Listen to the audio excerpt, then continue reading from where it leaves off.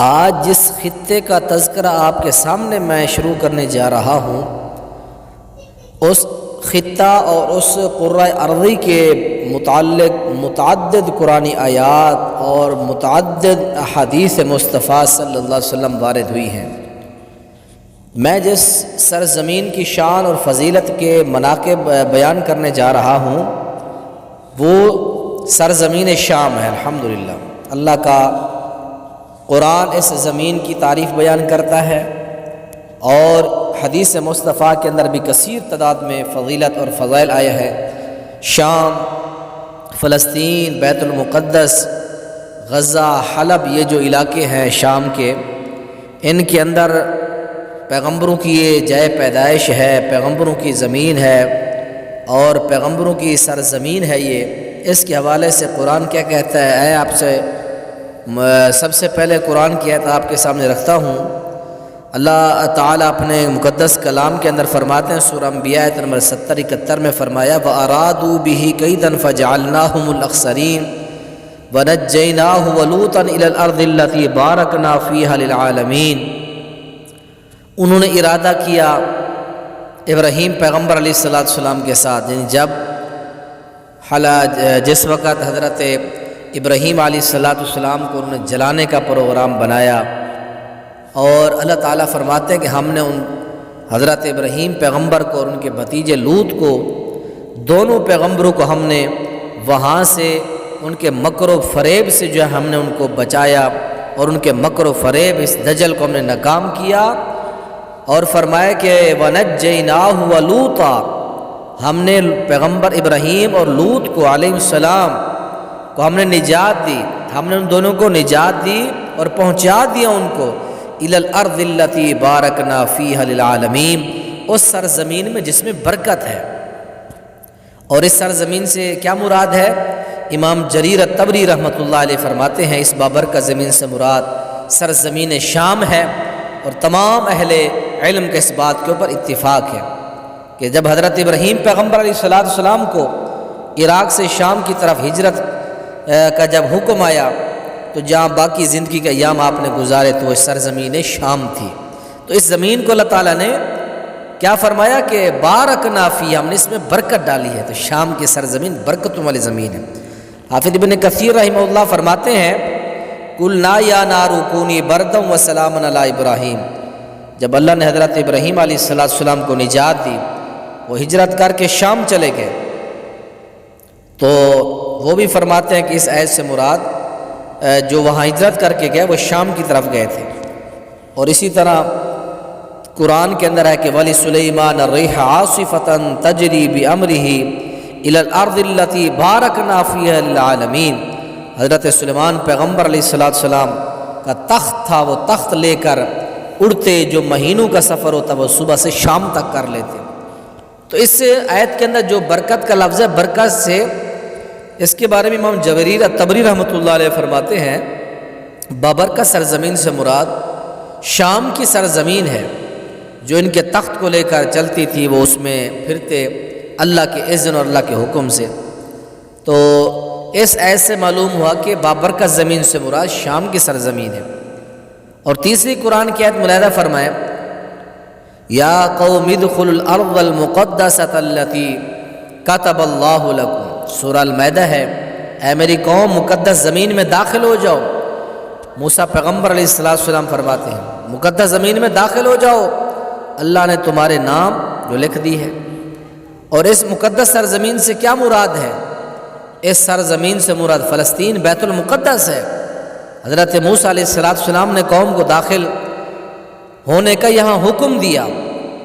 اور قرآن کی چوتھی آیت ملاحظہ فرمائیں، وَالتِّينِ وَالزَّيْتُونِ وَطُورِ سِينِينَ وَهَٰذَا الْبَلَدِ الْأَمِينَ، قسم ہے انجیر کی اور زیتون کی اور طور سینا کی اور امن والے شہر کی۔ اور اس آیت کی تفسیر میں حافظ ابن کثیر رحمہ اللہ فرماتے ہیں، یہ تین مقدس مقامات کی قسم جہاں اللہ کریم نے کھائی ہے، یہ تین پیغمبروں کو اللہ تعالیٰ نے یہاں مبعوث فرمایا۔ نمبر 1 تو تین پیغمبروں کو یہاں اللہ تعالیٰ نے مبعوث فرمایا۔ نمبر 1 پہلا وہ مقام جہاں انجیر اور زیتون ہے اور وہ بیت المقدس ہے جس میں پیغمبر عیسیٰ مبعوث ہوئے علیہ الصلاۃ والسلام. اور نمبر 2 مقام طور سینا جہاں حضرت موسیٰ علیہ الصلاۃ والسلام کو نبوت ملی.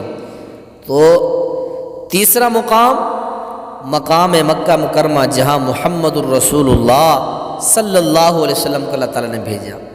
اور معلوم کیا ہوا، یہ انجیر، زیتون، طور سینا، یہ تینوں چیزوں جو ہیں یہ سرزمین شام کے اندر ہیں. اللہ نے ان تینوں کی قسم اٹھائی. انجیر بھی ہوتا ہے تو یہ بھی، اور اسی طرح زیتون اور طور سینا، یہ ساری چیزیں جو ہے یہ بیت المقدس فلسطین شام کی سرزمین کے اندر ہوتے ہیں. اور یہ 4 قرآن کی آیات میں نے آپ کے سامنے رکھی شام کی سرزمین کی فضیلت کے حوالہ سے. اب کچھ احادیث مصطفیٰ آپ صلی اللہ علیہ وسلم کی فرامین جو ہے آپ کے سامنے رکھنا چاہتا ہوں. وہ احادیث آپ کے سامنے پیش کرتا ہوں. رسول اللہ صلی اللہ علیہ وسلم کی زندگی میں اور بعد میں اس سرزمین کے لیے لفظ شام کا استعمال ہوتا تھا، اور اب موجودہ دور میں سوریہ اس کے لیے لفظ بولا جاتا ہے، اردو میں شام بھی بولتے ہیں. تو اے احادیث مصطفیٰ صلی اللہ علیہ وسلم کی اندر شام کی سرزمین کی فضیلت.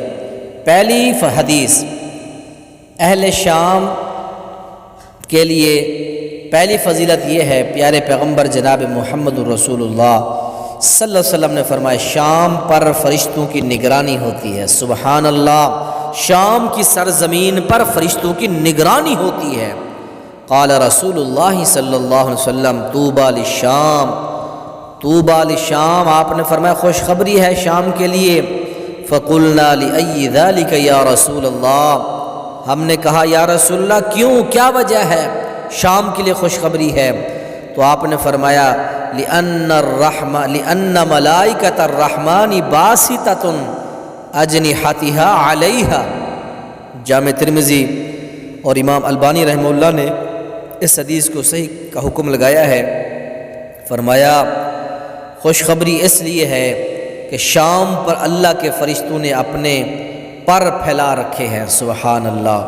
شام کی دوسری فضیلت، رسول اللہ صلی اللہ علیہ وسلم نے شام کے لیے برکت کی دعا فرمائی. فرمایا اللہم بارک لنا فی شامنا، اللہم بارک لنا فی یمننا، رواہ البخاری. اللہ ہمارے شام اور ہمارے یمن کے اندر اللہ برکات کا نزول فرما. شام کی تیسری فضیلت، مسند احمد سنن ابی داؤد کے اندر حدیث ہے. علامہ البانی رحمہ اللہ نے سنن ابی داؤد کی روایت کو صحیح قرار دیا ہے.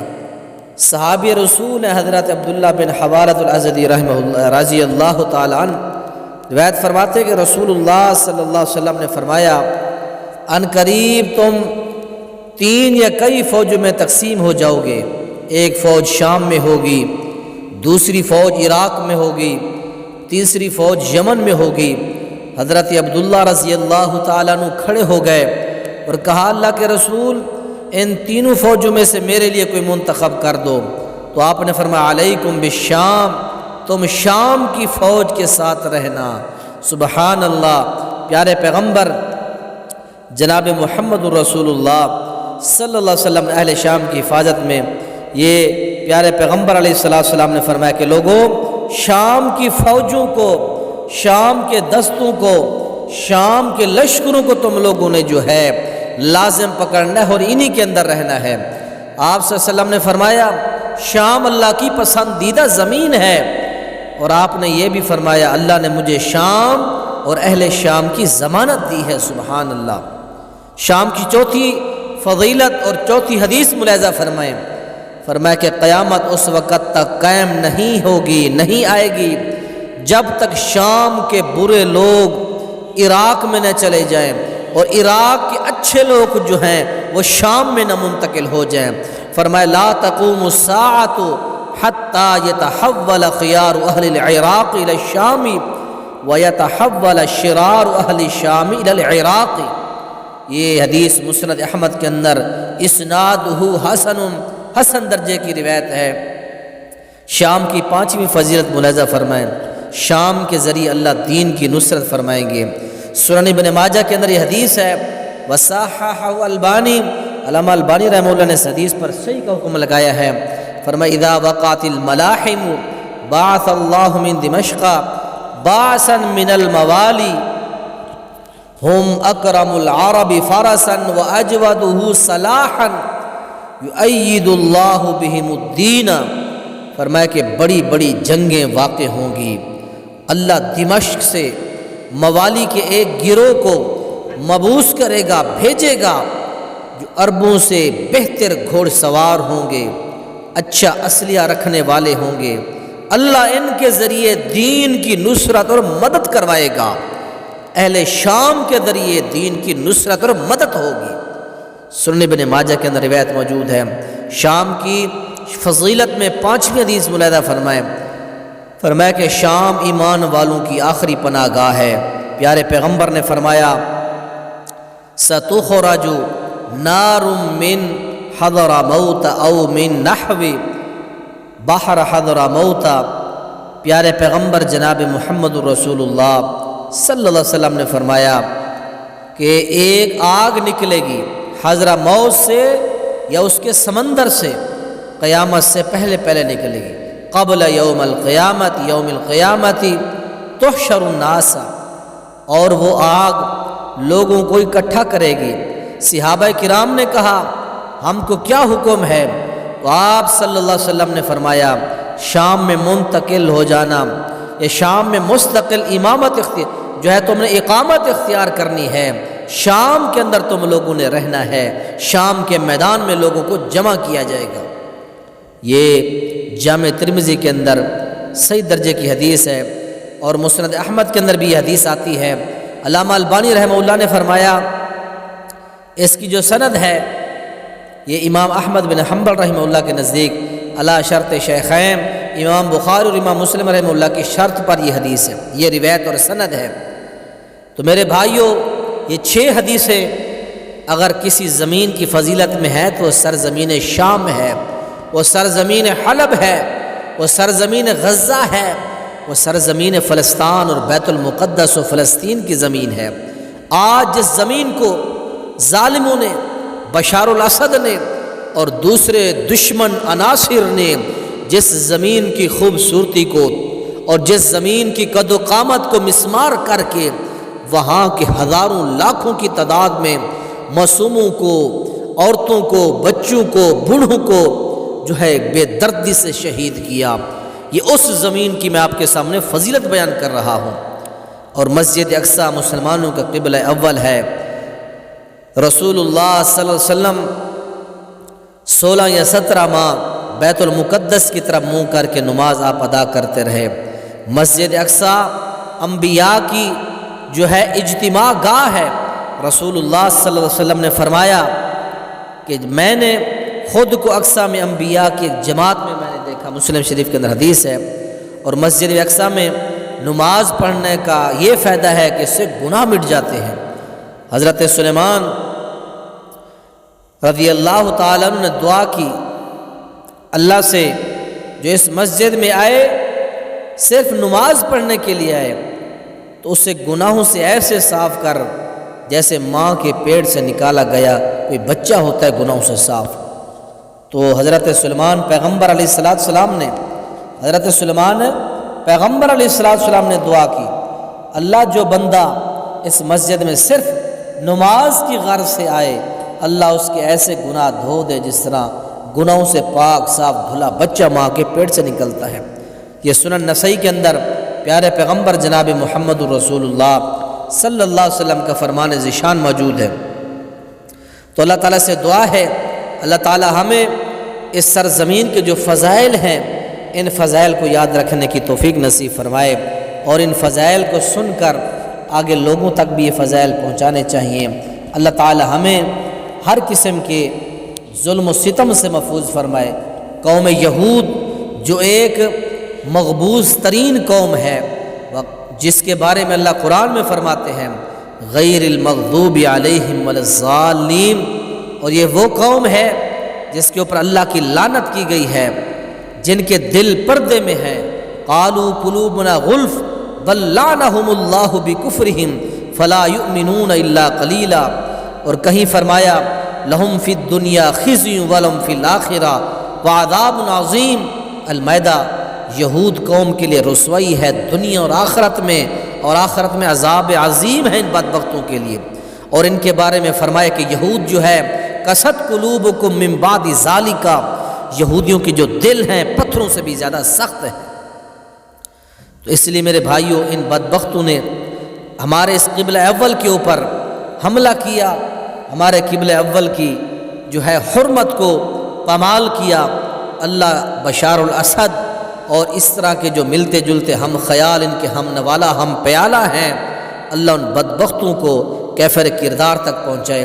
ہم سرزمین شام کے مسلمانوں کے لیے دعا گو ہیں، اللہ سرزمین شام کے مسلمانوں کی مدد فرما، سرزمین شام کے مسلمان ماؤں بچیوں بیٹیوں کی عزتوں اور عصمتوں کا تحفظ فرما، وہاں کی بچوں کی چادروں اور عزتوں اور عصمتوں کی حفاظت فرما، وہاں کے جو ظالم ہیں ظالموں کو ہدایت نصیب فرما، اگر ان کے حق میں ہدایت نہیں اللہ ان کو نست و نابود فرما۔ سبحان ربک رب العزت عما یصفون وسلام علی المرسلین والحمد للہ رب العالمین۔